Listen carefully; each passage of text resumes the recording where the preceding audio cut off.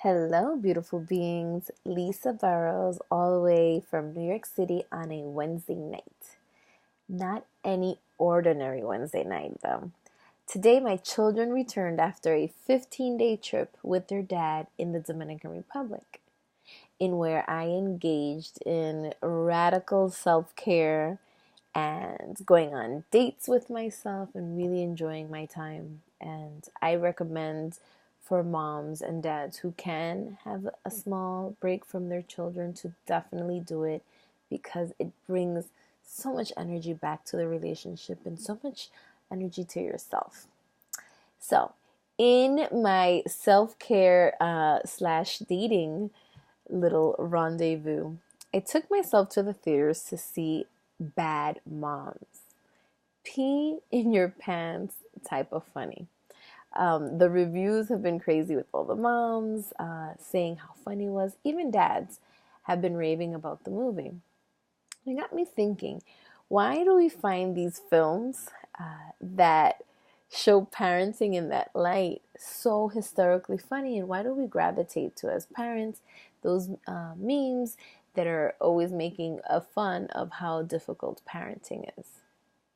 And the conclusion that I drew from my own experience and being a mother and also an educator, and now my latest role as a parent coach, is that it gives us a release, right? We're able to express everything that we're feeling as parents in a funny type of ha ha ha, we can laugh it off, I really don't mean it, sarcastic type of way. And I realized that even in my own conversations, when I'm speaking not as a coach or an educator, but when I'm speaking as a mother, I realize that when conversations start to get very deep, I'm vulnerable, I'm open, I'm telling the parent, the other parent, or the other person how difficult it is to be a mother, or my difficulties, or my guilt, or when I start to deep uh, deep into these emotions, I realize that one of us, either me or the person engaging in the conversation, always has to throw in a nice little cover up mask of saying, oh, but we love them so much, or we don't regret it for a second, or it's the best thing that has ever happened to me. And it always comes at that moment where real deep emotion is happening. It's almost like we fear, right? We're in fear of that emotion really being expressed, really telling someone, wow, parenting is so hard. I am overwhelmed. I don't think I can do it another day. All that rawness scares us. And I invite us to be curious about it. Why are we scared? Why are we so scared of that raw emotion that parenting brings? And I feel like it's such a natural part, but we're so afraid of it. And the best release of it is, of course, those funny movies. So the conclusion that I drew is that I think what we're really afraid of in these conversations, when we're opening up and we're being emotional and we're being raw, I think that what we're really afraid of is judgment. Judgment. We're afraid of being seen as that bad mom, right? The one that, oh, they're going to think I don't love my kids. Or, oh my goodness, they're going to think I'm horrible. Or, oh, I'm the only one that has these feelings. And I'm talking about moms and dads, right? And so when we start talking and opening up to these other people, these other parents, that fear of judgment comes up, and then we have to mask it, right? And what happens when we're masking these, when we're saying, oh, but we don't regret it for a second, or but it's the best thing that's ever happened to us in our lives, and it's wonderful and magnificent, what happens is that we're not healing. We're not being authentic in that moment. In that moment, it's not the best thing that's happened to you. Your kid is being a little, right? I don't want to say the word. And no, it's not amazing at that moment. And no, actually, it's not the best thing that's happened to me right now. No. But we're so afraid to say that, right? And so the healing doesn't occur until we start repressing these feelings, right? Repressing these feelings and pushing them down and pushing them down. And for fear of that judgment. And then what happens, it manifests and it comes out in different ways, with tension toward kids, tension with our partners, just that grit that comes out when we're talking to our children, and the snappiness, and and that angst, because we're not allowing these feelings to just be expressed, to come out, and to be released.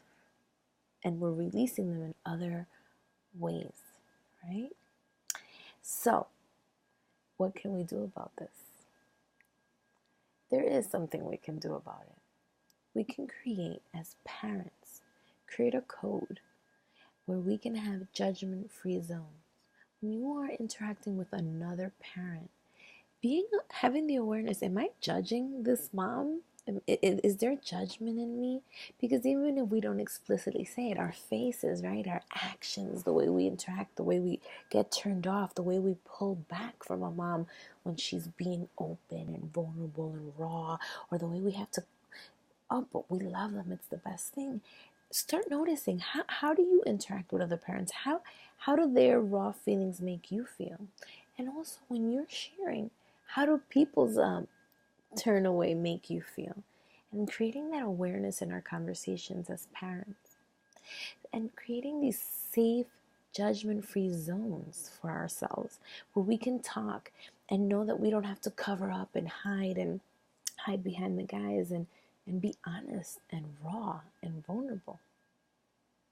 I think that once we start creating these circles for ourselves, these tribes of judgment-free parenting, that we can start exploring our feelings and really changing the relationship with our child.